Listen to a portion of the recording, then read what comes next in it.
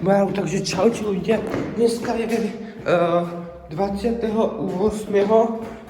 Februára a dneska máme mikinku a dneska je do obchodu, takže dneska bude robiť vlogy, takže let's go do nejakého čínskeho obchodu.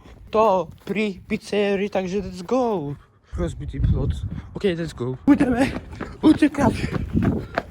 Je tak teplo, že 9 stupňov, keď nie je na smrku a reálne je 28. februára. Beat up Toyota Corolla. I'm sorry.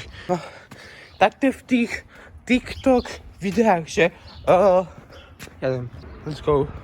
What? I'm sorry. Ja som sa raz skoro zabil, but what is this? Ja som takto išiel, že to rostlo znovu. Krásne sklá. What the hell is that? Žiarovečka. We're almost there.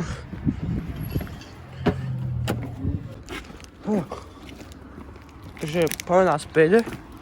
Zaplatil som proste také blbostičky, smotanky, dve a také veci, takže ja späť domov a teraz natočím na 0.6, nie 0.5 bude co. Is this quality good? By tá kvalita 7-ročného telefónu. Is this good?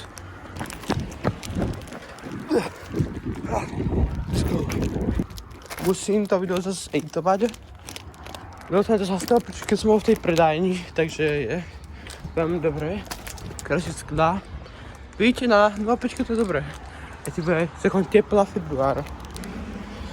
Dajte like pre viac videí takýchto a možno pôjdem dneska s mojím kamošom najlepším, čo som sa už veľmi dlho nestretol. Naposledy v júni a dlho som mu nepísal, sa niečo stalo.